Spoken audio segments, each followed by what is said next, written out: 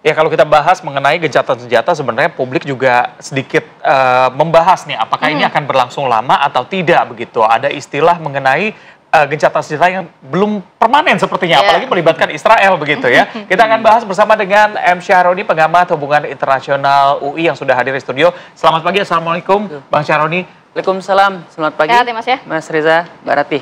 Oke, sehat, Alhamdulillah. Alhamdulillah sehat. Bang, kalau kita ngomongin soal gencatan senjata yang dilakukan oleh Trump kemarin dan akhirnya sudah disetujui 12 hari tanpa serangan begitu ya.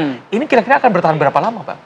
Oke, jadi memang kalau kita bicara gencatan senjata, itu kan cara negara untuk mendeeskalasi, mengakhiri pertempuran yang telah berlangsung 12 hari. Jadi ketika Trump menyatakan ceasefire berarti secara ofisial itu adalah perang 12 hari. Tidak ada setelah ini kan begitu. Itu harapannya Trump gitu kan. Dan ketika usaha untuk ceasefire itu disampaikan oleh Trump, dia sudah menyampaikan opsi-opsi ke para pihak begitu. Dan memang ketika itu dideklarasikan, dari pihak Iran mengatakan tepat pukul 4 kita gencatan senjata begitu. Tetapi beberapa jam setelahnya masih ada usaha untuk serangan begitu. Makanya kan Trump agak kesel gitu kan. Jadi dalam beberapa jam akan ada ceasefire gitu. Tetapi sebelum lonceng gencatan senjata dimulai begitu, para pihak ini kayak mengeluarkan senjatanya begitu. Mumpung ini belum dimulai gitu ya. Mumpung belum dimulai, kita keluarkan amunisi terbesar. Makanya ada yang bilang bahwa beberapa jam sebelum ceasefire resmi dimulai, Israel itu mengirimkan bom setara dengan peristiwa sebelumnya begitu. Artinya dia mengerahkan segenap kemampuan untuk menyerang sebelum ceasefire dimulai. Begitu. Nah, Bang Roni, kalau kita melihat terakhir serangan mungkin yang dilakukan oleh Iran ke military base dari Amerika Serikat di Qatar begitu ya, itu agak sedikit janggal karena pertama di 13 rudal yang diserang, tapi 14 rudal yang diserang, tapi 13-nya ini berhasil dicegat. Kemudian 90 menit sebelum serangan dilakukan, Iran memberikan peringatan dan tidak ada korban jiwa. Kalau Anda melihatnya, boleh nggak sih kita berasumsi sebenarnya serangan terakhir yang dilakukan oleh Iran ini hanya serangan simbolik yang sengaja sudah dikalkulasi ini, nggak mungkin eskalasinya nanti akan besar? Ya, pertama tentu Iran ingin menjaga perasaan Qatar. Karena memang hubungan diplomatiknya. Ya, mereka memiliki hubungan dekat sejak lama begitu ya, sehingga kebetulan military base Al-Udeid itu ada di wilayah Qatar, maka dia permisi dulu akan menyerang begitu. Ada informasi awal gitu. Kemudian ke Amerika juga ada pemberitahuan begitu. Ketika Iran melakukan itu, saya kira Iran ingin menunjukkan gestur sebagai good boy. Tidak seperti Israel yang agresif gitu ya. Jadi kalau Israel kan gitu ya, kalau Israel kan dia tanpa ada provokasi dia langsung nyerang begitu. Tapi Iran berusaha untuk kulonun begitu. Itu cara Iran untuk menjaga hubungan baik dengan Qatar begitu. Yang kedua tentu Iran juga ingin Amerika ini tidak berubah pikiran gitu. Tetap menjadikan Iran ini sebagai mitra yang bisa diajak dialog.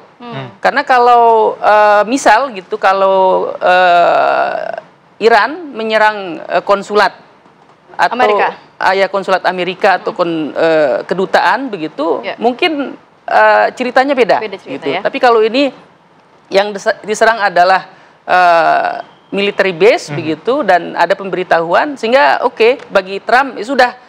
Kalau sudah dihancurkan ya kita bangun lagi gitu.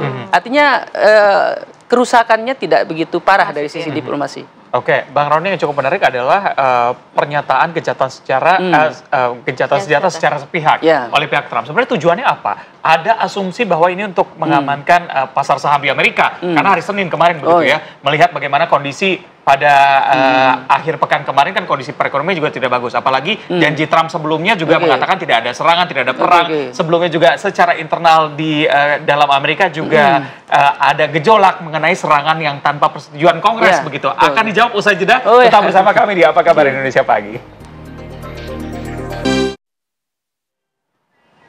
Kembali di Apa Kabar Indonesia Pagi, pemirsa, sudah bergabung juga bersama kami ada Ana Nurdin, pengamat politik Timur Tengah. Tapi sebelumnya saya mau melanjutkan dulu pertanyaan ke Bang Roni. Bang Roni, jadi apa tujuan dari Trump secara sepihak tuh mengatakan bahwa ada gencatan senjata? Apakah ada pengaruhnya juga dengan kondisi ekonomi, begitu? Dan mungkin meredam tekanan global juga kepada Amerika Serikat. Oke, jadi yang pertama Trump merasa misinya telah berhasil. Jadi intensi Amerika terlibat adalah ingin memastikan nuklir Iran itu bisa diamputasi, gitu ya. Jadi ketika misi itu selesai, ya sudah, urusan sudah selesai. Nah, kemudian selanjutnya saya kira Trump juga tidak ingin berlama-lama dalam konflik ini, gitu, karena dari sisi Trump dia selalu kalkulasinya untung rugi. Ada hubungannya sama penutupan Selat Hormuz juga? Betul. Karena ketika Iran memutuskan untuk memblokade Hormuz, ternyata suplai minyak global itu terganggu. Maka China juga saya kira merasa memiliki concern terhadap itu, sehingga Trump mengatakan oke, mulai hari ini ceasefire berlaku dan suplai untuk minyak nanti akan ke Cina. Nanti Cina juga akan membeli kita. Artinya Trump itu selalu pakai kalkulasi itu. Nah, kemudian pada sisi domestik, Trump juga berhadapan dengan situasi di mana Demokrat tidak setuju dengan serangan itu. Kemudian approval rate Trump menjadi 40%, turun begitu. Kemudian ini tidak ada mandat dari PBB. Artinya situasi ini seperti Amerika itu didorong oleh Netanyahu untuk kepentingan Israel, yang rugi Amerika, gitu. Akhirnya kalkulasi Amerika membuat keputusan seperti itu ya. Sehingga keputusan Trump adalah ceasefire begitu, dan tentu para pihak ini banyak yang terlibat, ada Qatar dan aktor-aktor lain di kawasan begitu. Walaupun setelah Trump menyampaikan gencatan senjata, masih ada usaha untuk saling tembak-menembak, gitu kan. Makanya sebelum terbang ke pertemuan NATO, Trump mengatakan saya kecewa dengan kedua belah Iran, pihak, ya. Saya kecewa dengan Israel, dan lebih-lebih saya sangat kecewa dengan Israel, kata Trump seperti itu, gitu ya. Jadi Trump itu seperti mangkel ke bahasa Jawa itu ya, bahwa waduh ini dua orang susah dilerai gitu ya. Mas Anan, kalau melihat saat ini apakah memang setelah Trump menyatakan bahwa ceasefire sejak tanggal 24 Juni, tapi ternyata masih ada hujan serangan antara kedua belah pihak ini, berarti hanya apa? Hanya simbolik aja? Atau memang sebenarnya upaya itu memang akan dilakukan Amerika Serikat? Ya, itu sebenarnya ceasefire yang sepihak, yang diumumkan sepihak oleh pihak dari Trump gitu. Dan saya pikir ceasefire itu yang diumumkan sepihak itu karena kalau menurut saya, selain tadi dikatakan Mas Ferry, adalah bahwa ada kesalahan kalkulasi yang fatal dari pihak Amerika Serikat terhadap apa yang diperlihatkan oleh Iran. Bahwa sebelumnya mungkin baik Amerika ataupun Israel dalam hal ini sama-sama ingin menghentikan dalam ini disebut dengan program nuklir Iran. Tetapi mereka tidak melihat kekuatan militer Iran yang sesungguhnya. Sehingga ketika misalnya Israel dengan Amerika melakukan serangan gitu, ternyata Iran masih bisa melakukan counter attack, serangan balik kepada Israel yang sangat mematikan. Nah, setelah serangan, bahkan setelah serangan 3 situs nuklir itu dihancurkan, ini yang menjadi masalah adalah ternyata Iran masih bisa melakukan serangan balik. Dan yang lebih berbahaya adalah pernyataan dari Iran yang mengatakan bahwa seluruh pangkalan militer Amerika Serikat di Timur Tengah itu dalam jangkauannya. Ada sekitar dikatakan 90.000 tentara Amerika Serikat yang ada dalam jangkauan Iran dalam hal ini. Maka tidak aneh ketika pangkalan militer terbesar di Timur Tengah di Qatar, Al-Udeid, akhirnya mendapatkan serangan dan itu sudah terbukti. Melihat itu diserang, walaupun Trump dalam hal ini mengatakan bahwa itu adalah serangan balik yang sangat lemah, tetapi pada faktanya ini cukup menggentarkan Trump, cukup menggentarkan Amerika Serikat bahwa Iran ini tidak bisa dipandang seperti Gaza, tidak bisa dipandang seperti Palestina, yang apapun yang mereka inginkan gitu bisa mereka lakukan. Karena Iran ini sebuah negara yang berdaulat, beda dengan Palestina. Tidak mempunyai akses militer, tidak mempunyai kepada kekuatan militer di dunia. Iran mempunyai akses walaupun tidak 100%. Karena 10 tahun yang lalu, sejak 10 tahun yang lalu dia sudah di blokade dari berbagai hal termasuk aspek ekonomi dan militer. Tapi mereka salah ada semacam informasi yang tidak akurat tentang kondisi militer Iran yang sesungguhnya. Kekuatan rudal balistik mereka yang sangat luar biasa. Sisi akurasi mereka bagaimana bisa menargetkan benar-benar yang mereka inginkan gitu ya. Artinya rudal-rudalnya itu tidak ada yang salah sasaran. Yang mungkin hanya ada salah satu sasaran itu yaitu ketika rudalnya itu masuk ke kota-kota Arab yang ada di Israel. Tapi itu merupakan kota Haifa gitu ya. Itu juga salah satu target yang menurut saya akurasinya di atas 90% dari rudal-rudal yang dikembangkan oleh Iran. Berarti bisa dibilang spionasenya Israel sendiri nggak sedalam itu untuk karena kalkulasinya salah begitu ya? Betul. Menurut saya intel Israel yang ada di Iran itu tidak memberikan informasi akurasi yang sangat jelas. Terus kedua, kalau menurut saya ada hal-hal yang kita curigai permainan mata antara kedua belah pihak, baik itu Israel ataupun Amerika Serikat dan juga Iran. Adalah hal di mana ketika itu Amerika Serikat akan melakukan serangan, tapi menginformasikan dulu bahwa situs nuklir Anda akan kami bom. Itu diinformasikan dulu sehingga semua situs nuklir itu menjadi kosong sehingga tidak ada korban jiwa. Begitu juga Iran melakukan memberikan informasi juga saat melakukan serangan ya. Ya betul, serangan kepada Al Udeid, markas militer Amerika Serikat di Qatar juga memberikan terlebih dahulu. Ini menurut kita itu ada semacam apa ya?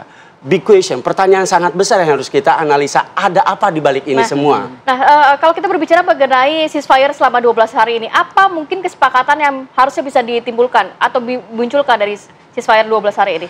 Kalau menurut saya ceasefire ini menandakan beberapa hal. Yang pertama bahwa Iran menang. Ya, dalam perang 12 hari ini Iran menang mutlak gitu kan ya. Menandakan bahwa ketika misalnya Trump mengatakan bahwa ini gencatan senjata, semuanya harus ikut gencatan senjata, ini menandakan bahwa ada kekhawatiran yang luar biasa yang dirasakan oleh Amerika Serikat sendiri. Selain ada tekanan internal dari pihak Amerika Serikat sendiri, juga ada masalah-masalah pengaruh ekonomi yang akan sangat berpengaruh global. Dan ini pasti semuanya merasakannya termasuk Indonesia. Kita tahu bahwa Indonesia sendiri sampai harus mengalihkan pengiriman minyak melalui India dan negara-negara lain. Ini menandakan bahwa Iran mempunyai daya tawar politik yang cukup strategis di kawasan Timur Tengah. Dan ini yang dikhawatirkan oleh Amerika Serikat yang akhirnya mengumumkan gencatan senjata sepihak. Yang kedua bahwa pengaruh-pengaruh yang ada di sekitar Trump juga sangat berpengaruh, bahwa selama ini mungkin bisa dikatakan ketika dia kemarin mengatakan, bahkan sampai mengatakan ada kata-kata yang mungkin oleh seorang politisi internasional tidak bisa layak ya, mengatakan fuck dan sebagainya. Ini menandakan bahwa ada semacam tekanan yang sangat luar biasa yang dirasakan oleh Amerika Serikat terhadap apa yang mereka lakukan kepada Iran. Oke, Mas Anan, ini yang cukup menarik adalah statement Iran dari awal adalah kita akan terus menyerang selama ada diserang. Tapi kalau kita nggak diserang, kita akan diam aja begitu. Ngelihat bagaimana track record dari Israel sendiri dengan warga Gaza waktu itu begitu ya, dia bilang ceasefire tapi ternyata ada serangan juga. Akan bertahan berapa lama kira-kira? Saya pikir ini semuanya ada di tangan Amerika dan Israel. Kita tahu bahwa sebenarnya yang dilawan oleh Iran itu bukan Israel ya. Tetapi sebetulnya yang dilawan oleh Iran itu adalah Amerika Serikat. Keputusan sebetulnya ada di tangan Amerika Serikat. Ketika Amerika Serikat mampu melakukan tekanan kepada Israel, maka Israel juga tidak bisa lama melakukan perang melawan Iran dalam kurun waktu lama seperti misalnya ke Gaza yang hampir 1,5 tahun ini gitu ya. Dan tidak bisa dilakukan. Kekuatan militer segitu besarnya, seberapa besar nanti kemungkinan Israel akan nyerang lagi? Saya kira dengan satu indikator saja, ketika F-35 ya, sebuah pesawat yang sangat canggih dan bisa dijatuhkan oleh Iran, itu sebuah indikasi yang membuat Israel tidak bisa macam-macam. Ya, Israel tidak bisa melakukan sesuatu atas kehendak seperti mereka lakukan di Gaza atau di tepi barat atau di Palestina. Itu tidak bisa seperti itu, bahwa Iran itu bukan sebuah bukan sebuah pasukan milisi perjuangan seperti Gaza. Seperti Hamas gitu ya. Tapi dia sebuah negara yang mempunyai aliansi politik internasional. Cukup kuat begitu ya. Cukup kuat. Karena mereka sudah mempersiapkan sejak jauh-jauh gitu ya, bahwa mereka mempunyai kekuatan militer di kawasan yang dihitung merupakan salah satu negara di Timur Tengah, di kawasan Timur Tengah yang sangat kuat, mempunyai akses kepada uranium, pengayaan uranium yang perlu diizinkan oleh Dewan Atom Internasional, dia hanya mempunyai akses 4%. Tapi dalam kenyataannya, realitasnya dia bisa mengakses hampir 60% pengembangan uranium, pengayaan uranium di kawasan ini yang membuat Amerika Serikat khawatir, dan apalagi Israel. Di Israel misalnya di Timur Tengah, maksudnya itu hanya Israel yang mempunyai nuklir, senjata nuklir. Kita tahu Israel mempunyai sekitar huludak nuklir hampir 200-an gitu ya. Iran belum punya, tapi sudah menuju ke arah itu yang mereka sangat khawatir. Mas Roni, tadi dikatakan bahwa Iran sebenarnya tidak bisa dipandang sebelah mata. Kita juga tidak ingin eskalasi dari serangan Iran dan juga Israel ini semakin membesar begitu ya. Selama 12 hari ini apa concernnya? Apakah memang pihak-pihak seperti Qatar yang kita tahu bahwa selama ini sudah sering menjadi jembatan diplomatik, mungkin seperti Amerika Serikat Taliban, kasus Hamas Israel, apakah ini juga bisa menjadi jembatan juga nantinya melihat hubungan diplomatik antara Iran dan juga Qatar cukup bagus? 12 hari ini harus seperti apa? Ya, saya kira Qatar termasuk negara yang memiliki peran penting ya dalam ceasefire ini. Pertama, walaupun dia agak kecewa dengan Iran, serangan itu terjadi di wilayah mereka. Maka secara ofisial dia mengirimkan surat keberatan ke DKPBB dan Sekjen PBB. Tapi itu saya kira bentuk menjaga marwah. Bahwa walaupun kami diserang, ya kami punya mekanisme. Namun lebih dari itu, gitu yang perlu kita garis bawahi adalah bahwa hubungan antara Iran dengan Qatar ini adalah hubungan strategis.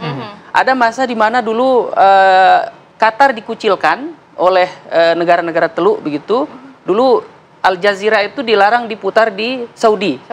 Qatar dilarang, Qatar Airways gitu ya, dilarang terbang ke Saudi dan negara-negara Teluk begitu. Karena negara Teluk mengindikasikan bahwa Qatar ini terlalu dekat dengan Iran.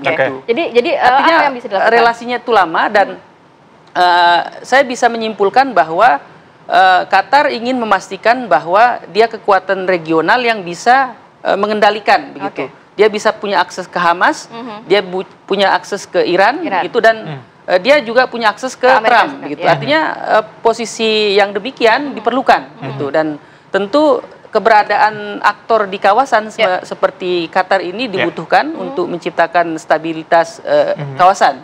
Itu yang saya lihat dari Qatar. Baik, Mas Hanan, mungkin singkat saja, seberapa optimis kita melihat ini akan reda begitu ya? Apakah ini justru tadi Bang Roni bilang ini hanya shaky ceasefire begitu yang bisa goncang kapan aja? Ya betul, ini apa namanya ceasefire yang sangat rapuh, mungkin bisa kita katakan seperti itu karena tadi berbagai kepentingan, terutama saya lihat sih kepentingan dari Israel itu sendiri. Netanyahu, Benjamin Netanyahu kita tahu sekarang sedang menghadapi untuk ke kampanye dini dan pemilu dini dan itu biasanya digunakan. Artinya kepentingan politik itu akan mendorong kepada tindakan militer. Biasanya kalau di Israel seperti itu. Ketika Benjamin Netanyahu ingin naik kembali dan terlepas dari tuntutan-tuntutan pengadilan, tuduhan korupsi, tuduhan kriminal sebelumnya, maka dia akan menaikkan popularitas dia itu dengan menyerang negara di kawasan. Dan ini akan membuat popularitas dia akan naik.